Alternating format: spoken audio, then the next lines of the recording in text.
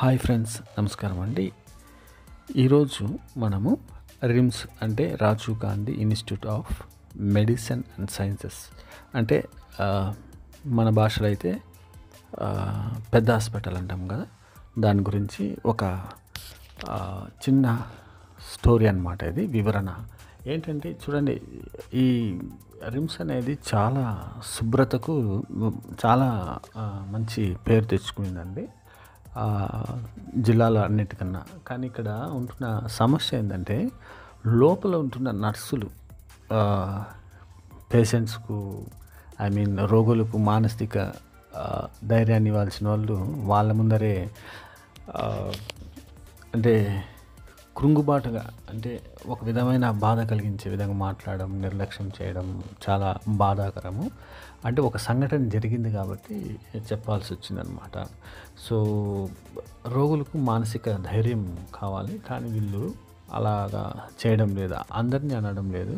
దాంతో కొంతమంది అయితే చక్కగా టోకన్స్ విషయంలో చాలా చక్కగా ఉంటుంది. రెండోది వచ్చి మనకు మన డాక్టర్స్, జూనియర్స్ డాక్టర్స్ పనితీరు చాలా చక్కగా ఉంది.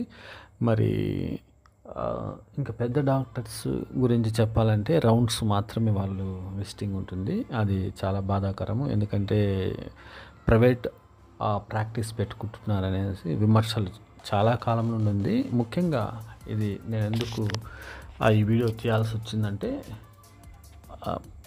మనకు కడప డిస్టిక్లో అనేక మండలాలు లేకుంటే అదర్ డిస్ట్రిక్ట్స్ నుండి కూడా ఇక్కడ చాలా పేద ప్రజలు మన రిమ్స్కు రావడం జరుగుతుంది. అది అందరికీ తెలిసిన విషయమే.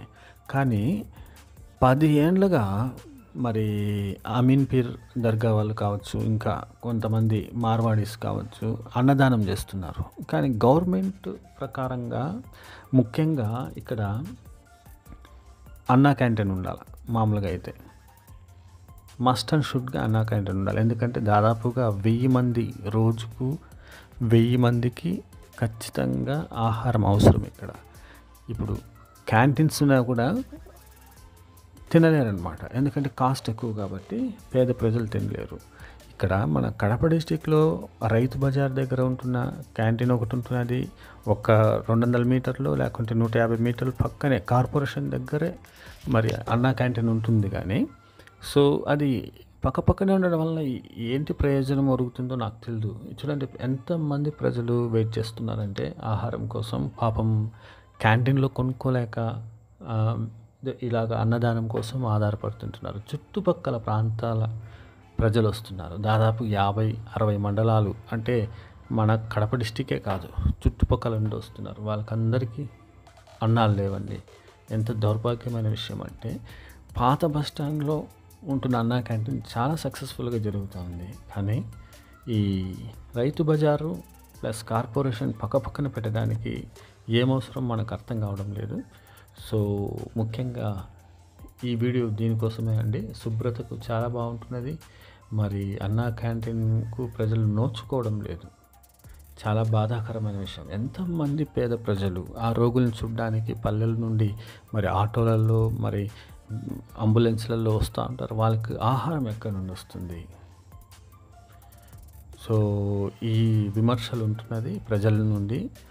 సో అంతేకాకుండా కొంతమంది నర్సెస్ మరి నిర్లక్ష్య వైఖరి.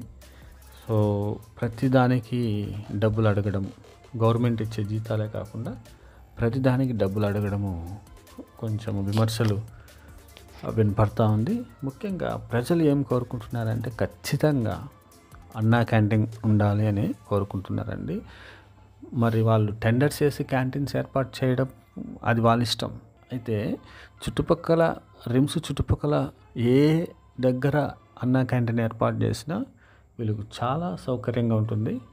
ఇది తప్పక ప్రభుత్వ దృష్టికి తీసుకుపోవాలనేసి నా మనవి.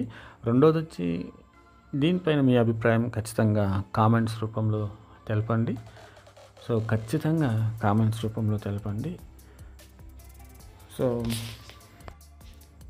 ఇంకొక ఆశ్చర్యకరమైన విషయం ఏంటంటే, 10 ఏండ్ల నుండి ఒక సంస్థ అన్నదానం చేస్తుంది. ప్రతిరోజు 8:30 నుండి 9 గంటలకు వచ్చి అన్నదానం చేస్తారు. ఎంత దౌర్భాగ్యమైన విషయము. ప్రభుత్వము ఎందుకు అన్నా క్యాంటీన్ ఏర్పాటు చేయలేదు అస్సలు అర్థం కావడం లేదు. ప్రజలు ఎంత బాధపడుతుంటున్నారంటే అంత బాధపడుతుంటున్నారు.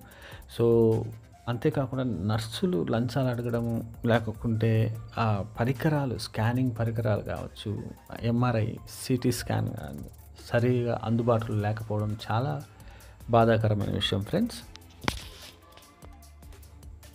తప్పకుండా ఈ ఛానల్‌ని షేర్ చేయండి, లైక్ చేయండి, సబ్స్క్రైబ్ చేయండి.